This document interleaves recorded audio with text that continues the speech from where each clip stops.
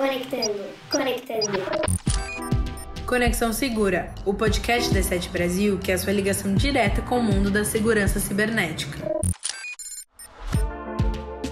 Olá, seja bem-vindo ao Conexão Segura, o podcast sobre cibersegurança da D7. Eu sou o Guilherme Arruda e eu tô aqui com o Francisco Camurça. Nós fazemos parte da equipe de comunicação da D7 Brasil. Oi, Guilherme. Oi para todo mundo que tá ouvindo aí a gente. E hoje a gente vai falar de um tema muito interessante que é a inteligência artificial.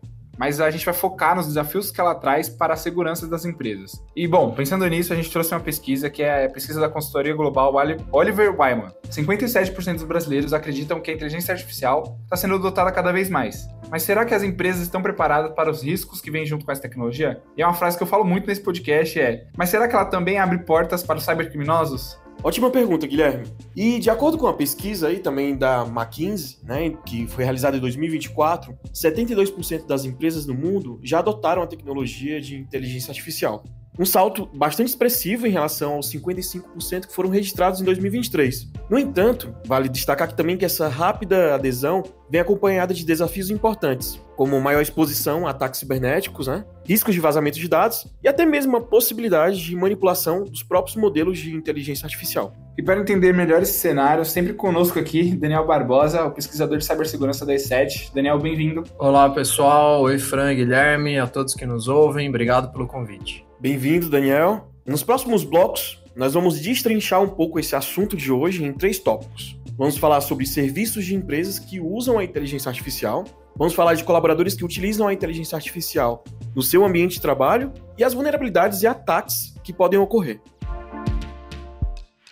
Então, nesse bloco, vamos começar falando de onde a inteligência artificial já está bem presente, que é no atendimento ao cliente. Então, para começar, Daniel, a inteligência artificial já está transformando o atendimento ao cliente, com chatbots, assistentes virtuais, e segundo a nova edição do Mapa do Ecossistema de Bots, há pelo menos 144 mil chatbots em atividade no Brasil. Esse número representa um aumento de 148% em um ano. Ou seja, será que todo mundo sabe o que acontece com os dados pessoais quando compartilha eles com um chatbot? Com certeza, a grande maioria não sabe, mas por chatbot costumar ser uma inteligência artificial de uso muito específico, isso não necessariamente pode trazer grandes problemas para as pessoas, mas é interessante elas saberem que todo tipo de interação com IA generativa costuma ser usada para o próprio treinamento dessa ou de outras IAs no futuro.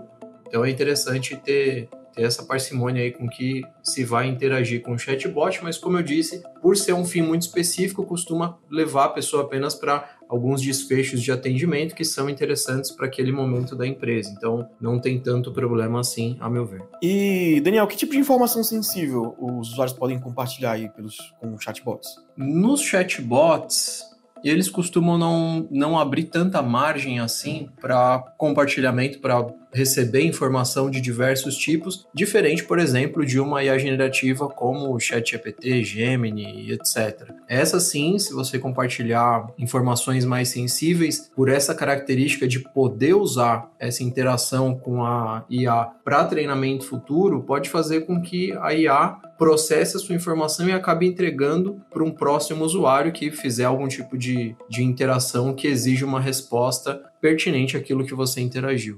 Entendi. E nesse caso dos chatbots, assistentes virtuais, como é que a Lei Geral de Proteção de Dados ela entra nesse contexto de utilização dessas inteligências artificiais, tendo em conta, como você falou, o manuseio e a administração de dados sensíveis de clientes? A LGPD em si não fala nada especificamente sobre inteligência artificial, ela trata sim ela dispõe sobre como armazenar, processar, fazer todo o tratamento adequado do dado em si, mas não fala exatamente sobre inteligências artificiais. Porém, tem uma lei aí, foi aprovada em dezembro, que eu peguei uma colinha aqui, é a 2338/2023, que é denominada como Marco da IA, que essa sim vai dispor sobre as características específicas de utilização, manutenção e disponibilização de inteligências artificiais. Então, para se basear em coisas de IA, vai por esse caminho, porém, a Lei Geral de Proteção de Dados está aí para garantir que toda a infraestrutura esteja de acordo com proteções adequadas, segundo essa lei. Ótimo. E a gente falou do ponto de vista do usuário, mas também do ponto de vista da empresa agora, a inteligência artificial ajuda a reduzir o custo e a aumentar a eficiência. Mas assim, onde estão essas brechas para cybercriminosos? Vamos supor que existe um risco maior para ataques direcionados a esses sistemas, como os próprios chatbots?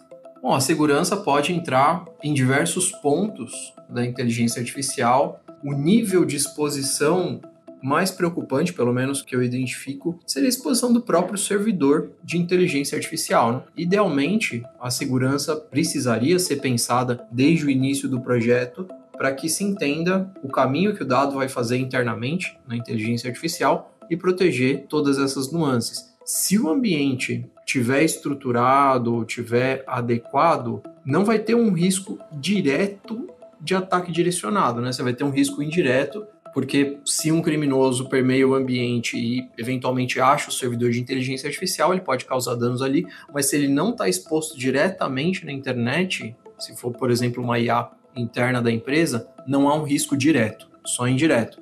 Mas certamente tem um agravante de impacto se você tem um servidor de IA dentro do seu ambiente, porque se um criminoso tiver acesso a ele, há grandes chances de ter informações sensíveis dentro desse servidor que ele pode utilizar para diversos fins. Agora vamos para um outro ponto que é bastante importante, que são os colaboradores. Uma pesquisa realizada pela consultoria global Oliver Wyman afirma que no Brasil, o setor que mais utiliza a inteligência artificial é a tecnologia, mas que apenas 23% confiam nos resultados. Aí, Daniel, a gente faz a seguinte pergunta. Como o uso da inteligência artificial no trabalho pode gerar riscos, né? Preocupações? Riscos a níveis de vazamento de dados ou até mesmo falhas humanas aí por parte dos colaboradores? Falha humana eu acredito que seja mais no sentido de inserção inadequada de dados em uma inteligência artificial, por exemplo, colocar informação que não deveria para aquela inteligência artificial processar, que por padrão a gente deve assumir sim que as inteligências artificiais vão coletar esses dados para fornecer para outras pessoas no futuro. E como boa parte das IAs faz isso, né, quase ninguém lê os termos de uso da IA, porque lá está dizendo que eles podem usar os prompts para treinamento futuro, isso acaba trazendo riscos, né? Em outras palavras, os dados que você insere hoje vão ser resultado de alguma busca amanhã. Então, comercialmente, principalmente quando se trata de sigilo comercial, isso é bastante ruim e piora bastante se você usa frequentemente essa IA com coisas do seu trabalho que talvez você não deveria, né? Inserindo, por exemplo, dado sensível interno da empresa, isso aí pode trazer bastante problema. E que fique claro que esse tipo de característica é mais para essas IAs gratuitas, para essas IAs amplamente difundidas. Se a sua empresa tem, por exemplo, um contrato com alguma inteligência artificial, esses contratos normalmente explicitam que se você tem um prompt, ele nunca vai ser usado para processamento de resposta no futuro. Normalmente isso daí já inibe esse problema. Se for para um uso de vida pessoal, por exemplo, tirando um pouco o trabalho, o risco que essas inteligências artificiais têm assimilando o que você insere nelas é conseguir traçar o seu perfil, às vezes melhor do que você mesmo se conhece. E isso é para consumo, pode ser usado para contexto referente à religião, sexualidade. Ele tem uma série de recursos que podem traçar o seu perfil de forma muito assertiva. Então, é interessante tomar cuidado na vida pessoal também. Boa, e você falou de falhas humanas, mas como as empresas, assim como não, mas tem alguma forma de capacitar os colaboradores para usarem a inteligência artificial, assim, com a segurança e evitar alguns riscos, sei lá, um treinamento, alguma forma da gente fazer isso? Com certeza, tem capacitações específicas para interação com inteligência artificial. Algumas delas já focam nessas questões de segurança para que, principalmente, o funcionário saiba o que ele deveria ou não inserir na inteligência artificial para que ela processe aquela informação. É interessante que o usuário saiba porque boa parte das pessoas às vezes nem se dá conta, né? Um exemplo bem simples aí é classificação dos dados. Quase qualquer empresa fornece documentos já classificados ou permite que o funcionário classifique, que basicamente se divide em segregar o tipo de informação que aquele documento contém. Por exemplo, público, dedicado a uso interno só para parceiro, e as partes mais confidenciais ou estritamente confidenciais. O interessante é que tudo aquilo que não for público não seja inserido numa IA, que não se tenha um contrato de sigilo para isso, porque pode vir a acabar expondo os dados que a empresa não quer, já que todos os outros conteúdos que não públicos deveriam ser vistos apenas por pessoas mais específicas. E, Daniel, sem criar um clima de vigilância, né, e monitoramento aí entre os colaboradores, como as empresas elas podem acompanhar esse uso da inteligência artificial pelos colaboradores? Eu acredito que sem monitoramento não seja muito possível. É necessário, sim, fazer análises sobre o que é inserido, se possível até inserir ferramentas que garantam que isso aí seja aplicado, como, por exemplo, um DLP, para que funcionários não, às vezes, cometam um erro, né? Ninguém está livre disso, de inserir algo que não deveria ser inserido nessas inteligências artificiais, mas eu acredito, sim, que precisa de monitoramento, precisa de vigilância e de softwares, ferramentas que garantam que isso daí esteja sendo aplicado, até para evitar algum eventual deslize, como eu citei. Então, para fechar esse último bloco, a gente vai falar um pouco dos principais riscos que as empresas enfrentam, né, a incorporar a inteligência artificial nos seus processos. E um desses riscos é a existência de vulnerabilidades. A gente falou um pouco disso no primeiro bloco, mas quais são as brechas que podem acabar surgindo no uso da inteligência artificial nas empresas? Eu acredito que a principal dificuldade seja a necessidade de manutenção que uma IA demanda. É necessário revisitar frequentemente o ciclo de vida. Tem várias ferramentas sendo lançadas agora para facilitar esse processo de treinar de novo, de adaptar novos conteúdos. Mas eu acredito que o principal seja essa dificuldade de manutenção, né? Essa característica de necessidade de manutenção. E como ameaça crítica é a ameaça aos dados, né? Dependendo da IA, ela pode, como eu disse, conter o perfil extremamente verossímil da pessoa, que pode ser usado de forma inadequada caso caia em mãos erradas. Então, eu vou por esse caminho aí. Daniel, uma das consequências, né, dessas vulnerabilidades é o vazamento de dados aí nas empresas. Quais são as estratégias que são consideradas como essenciais para minimizar esses incidentes e garantir que informações de clientes e até mesmo de funcionários estejam realmente seguras? Eu sempre boto na tecla da capacitação, Fran.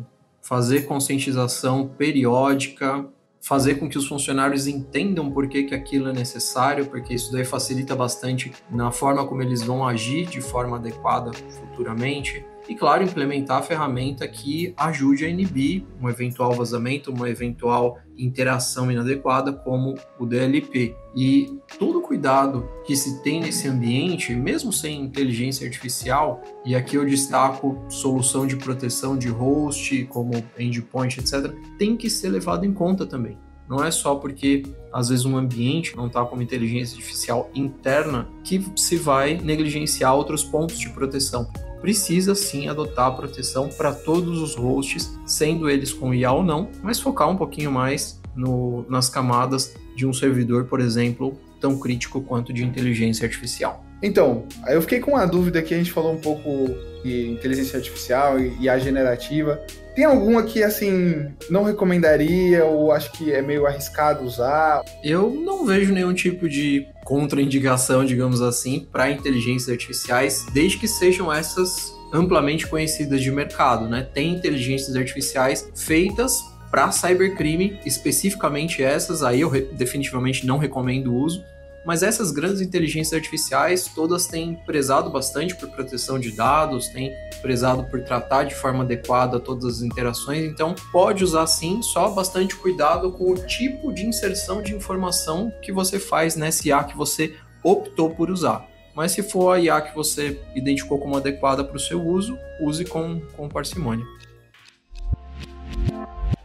Então, obrigado a todos que nos escutaram até aqui. Foi um ótimo bate-papo. A gente falou de um tema bem recente, atual, e que está sempre em pauta agora nesse ano. É uma das tendências que a gente acredita no mundo da cibersegurança. Daniel, muito obrigado por participar mais uma vez. Obrigado pelo convite, pessoal. Espero que tenha te trazido informação aí para o pessoal e que usem inteligência artificial sem muitos receios. Obrigado, Daniel. Como sempre aí, você com muitas informações valiosas aí nos nossos episódios. E se você curtiu o episódio de hoje, segue o Conexão Segura no seu streaming preferido. E para mais conteúdo sobre cibersegurança, nos acompanhe também nas redes sociais, @E7BR no Instagram, E7 Brasil no LinkedIn e E7 no Facebook. Tchau, pessoal. Tchau, tchau.